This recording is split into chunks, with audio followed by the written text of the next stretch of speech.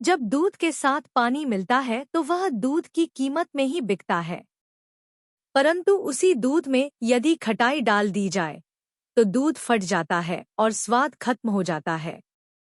ठीक इसी प्रकार यदि आपका परिवार मिलजुल कर जलेगा तो आपकी कीमत बनी रहेगी।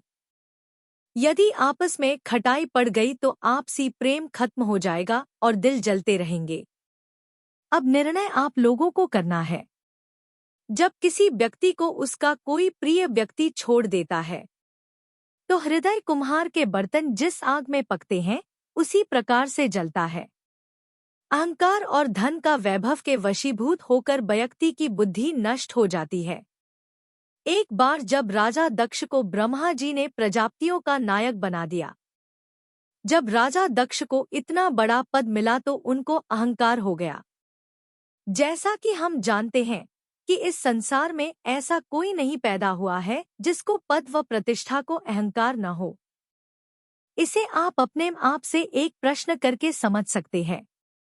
दोस्तों, जब आप में से किसी की नौकरी अच्छी पोस्ट पर लगती है तब आपको घमंड होता है कि नहीं। राजा दक्ष ने सभी मुनियों को बुला लिया तथा वह एक बड़े यज्ञ का आयोजन करने लगे। राजा दक्ष ने देवताओं को आदर सहित यज्ञ में बुलाया। केवल ब्रह्मा, विष्णु व शंकर जी के अलावा सभी देवी देवता अपना अपना विमान सजा करके चले। जब सती जी ने देवताओं के विमानों को देखा तो उन्होंने शिव जी से पूछा कि ये सब कहाँ जा रहे हैं। दोस्तों, रामायण में विमान का वर्णन यह बताता है कि भारतीय विज्ञान कितना उन्नत था।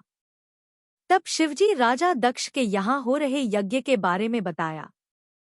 राजा दक्ष सती के पिता थे। सती ने महादेव जी से पूछा कि मेरे पिता के यहाँ इतना बड़ा आयोजन हो रहा है, यदि आप आज्ञा दे तो मैं भी वहां जाना चाहती हूँ।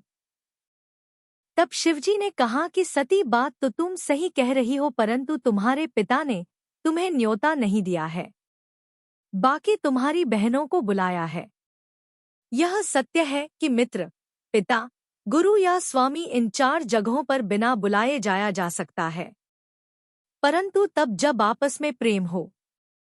यदि आपस में बैर भाव है तो इन 4 जगहों पर भी नहीं जाना चाहिए।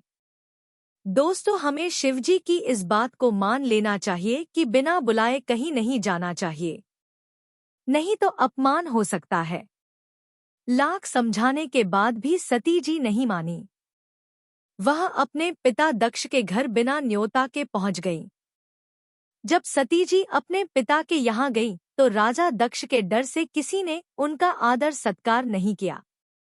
केवल माँ व बहनें मुस्कुराकर सती जी से मिली। जब सती जी यज्ञशाला गईं तो उन्होंने देखा कि शिवजी का हिस्सा वहां नहीं लगाया गया है। तब सती जी को याद आया कि शिव जी ने यहाँ आने से उन्हें क्यों रोका था।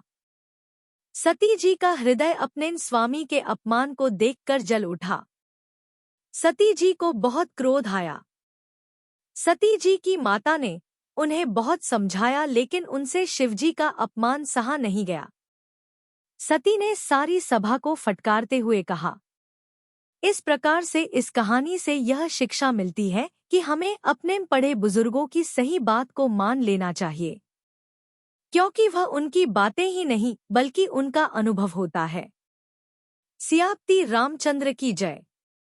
वीडियो अच्छा लगे तो शेयर, सब्सक्राइब व लाइक जरूर करें।